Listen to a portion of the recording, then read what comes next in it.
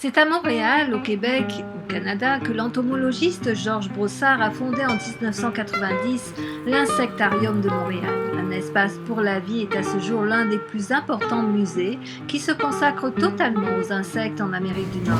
Cette année, c'était la 16e édition des papillons en liberté. La grande serre du jardin botanique s'était transformée en une immense volière à papillons. Le papillon monarque en était la vedette. Un événement magique tant pour le plaisir des yeux que pour faire connaissance avec celui-ci. Kaja est guide et elle était vêtue comme un papillon. Elle nous attendait, nous a donc fait partager son savoir sur cette beauté de la nature. Alors, la majorité des papillons qu'on a dans la serre aujourd'hui sont des papillons qui viennent de pays tropicaux, d'offrir non seulement les plantes nécessaires pour se nourrir, alors beaucoup de nectar dans ces plantes-là, mais aussi une grande chaleur. L'humidité doit être assez haute aussi. Alors pourquoi le monarque justement? C'est un papillon qui va faire un trajet quand même incroyable de 4000 km à tous les années. Les monarques passent par le Québec alors? Les monarques vont passer l'été au Québec, il y en a beaucoup, et ensuite, en début automne, ils vont partir en migration. C'est une génération, celle-là, qui peut vivre jusqu'à 9 mois. Et ces papillons, pendant 3 ou 4 mois, vont faire le trajet de 4000 km pour aller jusqu'au centre de Mexique. Et là-bas, ils vont hiverner. Ensuite, ils vont refaire le trajet, mais ça prend 3 ou 4 générations parce que les générations vivent seulement à peu près 1 mois, sauf celle qui va faire la migration jusqu'au Mexique. Pour revenir, ça prend 3 ou 4 générations et ensuite, ils vont passer l'été avec nous. Les papillons vont également s'accoupler dans cette serre et les femelles vont aller pondre des œufs.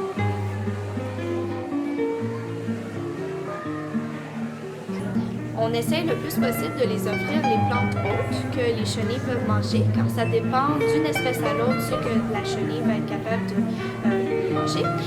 Et ensuite, on observe avec grande curiosité si on va avoir des chenilles. Ces merveilleux papillons tropicaux viennent des 4 coins du monde, comme l'Australie, l'Asie du Sud-Est ou l'Afrique, du Costa Rica et d'Amérique centrale et du Sud.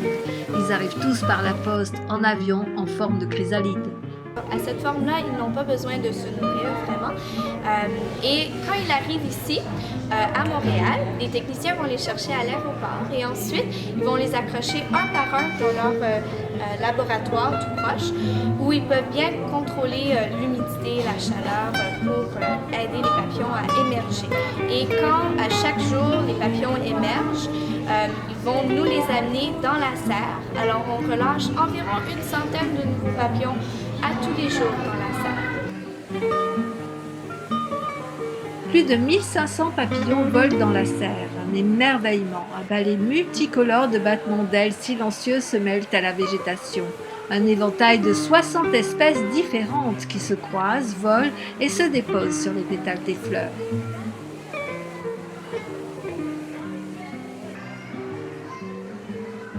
Par exemple, le papillon cobra, le plus grand papillon de nuit au monde. Son nom lui vient de ses magnifiques dessins sur le bord de ses ailes qui font penser à 2 serpents cobras.